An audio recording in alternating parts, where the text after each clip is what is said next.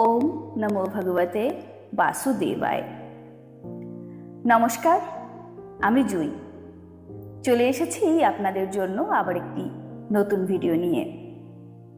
অনেকদিন ভিডিও উপহার দিতে পারিনি, তার জন্য অনেক অনেক দুঃখিত। তাহলে চলুন শ্রীকৃষ্ণকে স্মরণ করে তাকে প্রণাম করার মধ্যে দিয়ে আজকের অধ্যায়ের পাঠটি শুরু করা যাক। ওম ক্লিং কৃষ্ণায় গোবিন্দায় গোপীজন বল্লভায় স্বাহা। আজকের অধ্যায়ের পাঠটি হল শ্রীমদ্ ভাগবত মহাপুরাণের পঞ্চম স্কন্ধের চতুর্থ অধ্যায়, ঋষভদেবের রাজ্য শাসন। শ্রী শুকদেব বললেন, হে রাজন, নাভি পুত্র অঙ্গে জন্ম থেকেই ভগবান বিষ্ণুর বজ্রাঙ্কুশাদি সব চিহ্নই ছিল। সাম্য, শান্তি, বৈরাগ্য এবং ঐশ্বর্য ইত্যাদির ফলে তার প্রভাব উত্তরোত্তর বৃদ্ধিপ্রাপ্ত হতে লাগল। এই সব দেখে মন্ত্রী প্রভৃতি আমাত্যবর্গ, প্রজা, ব্রাহ্মণ এবং দেবতাদেরও মনে এই আকাঙ্ক্ষা প্রবল হলো যে নামিপুত্র যেন পৃথিবীকে শাসন করেন। তার সুন্দর ও কান্তিময় শরীর, বিপুল কীর্তি, তেজ, বল, ঐশ্বর্য, যশ, পরাক্রম এবং প্রভাব দেখে মহারাজ নাভি তার পুত্রের নাম রাখলেন ঋষভ। ঋষভ কথার অর্থ শ্রেষ্ঠ।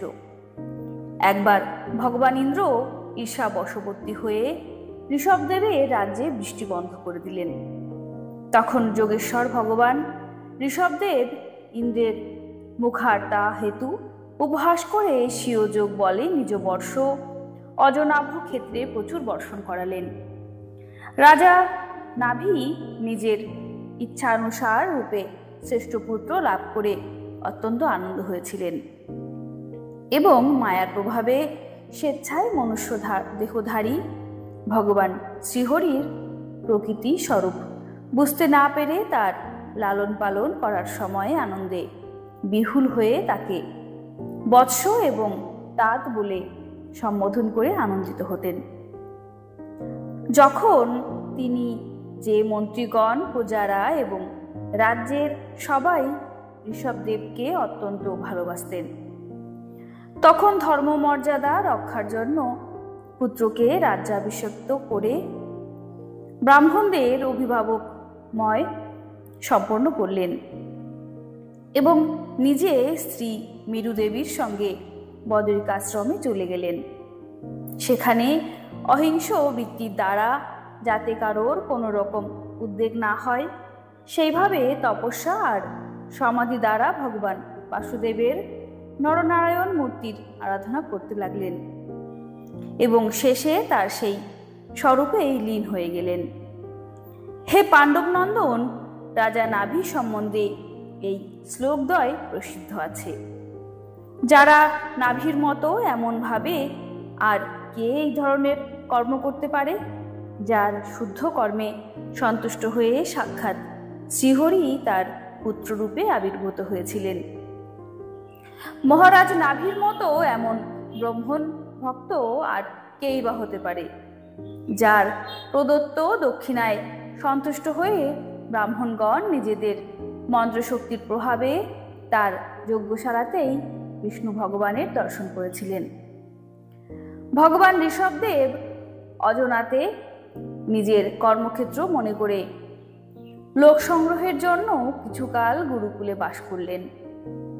পরে গুরুদেবকে যথোচিত দক্ষিণা দিয়ে তার আজ্ঞানুসারে গৃহস্থাশ্রমে প্রবেশ করলেন। তারপর লোকেদের গৃহস্থ ধর্ম সম্বন্ধে শিক্ষা দেবার জন্য দেবরাজ ইন্দ্রের প্রদত্ত কন্যা জয়ন্তীকে বিবাহ করলেন এবং বেদোক্ত ও স্মৃতি শাস্ত্রোক্ত কর্মের অনুষ্ঠান করে তার স্ত্রীর গর্ভে নিজের মতোই 100 পুত্রের জন্ম দিলেন। তাদের মধ্যে মহাযোগী ভরত ছিলেন জ্যেষ্ঠ ও সর্বাপেক্ষা গুণবান। তারই নাম অনুসারে লোকেরা এই অজানা ভূখণ্ডকে ভারতবর্ষ নামে অভিহিত করেছিলেন। তার ছোট কুশাবর্ত ইলাবর্ত, ব্রহ্মাবর্ত, মলয়, কেতু, ভদ্রসেন, ইন্দ্রস্পৃক, বিদর্ভ আর কিকট, এই 9 রাজকুমার শেষ 90 জন ভাইদের মধ্যে শ্রেষ্ঠ ছিলেন।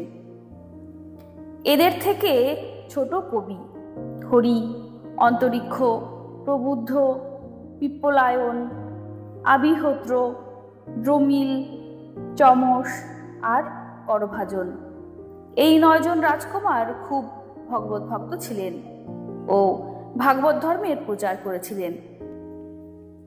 এদের সুচরিত্র ভগবানের মহিমায় সমৃদ্ধ এবং শান্ত ও বৈরাগ্য ভাবযুক্ত ছিল। এদের সম্বন্ধে আমরা নারদ বাসুদেব কথোপকথনে আলোচনা করব।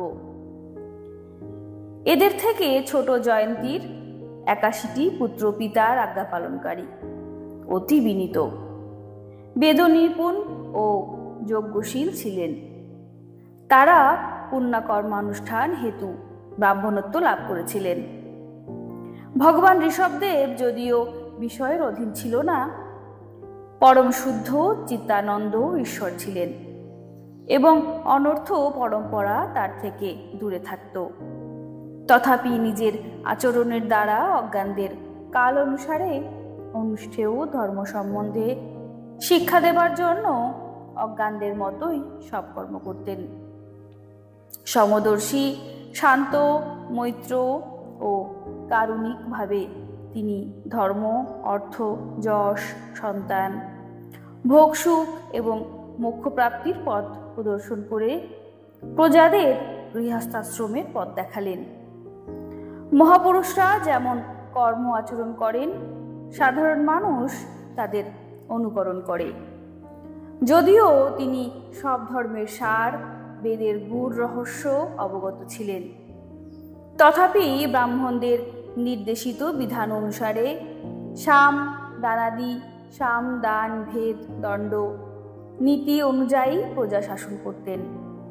তিনি শাস্ত্র এবং ব্রাহ্মণদের উপদেশ অনুসারে বিবিধ দেবতাদের উদ্দেশ্যে দ্রব্য, দেশ, কাল, আয়ু, শ্রদ্ধা ও ঋত্বিকগণের যথাযথ সুসংযোগে প্রত্যেক প্রকারের 100টি করে যজ্ঞের অনুষ্ঠান করেছিলেন।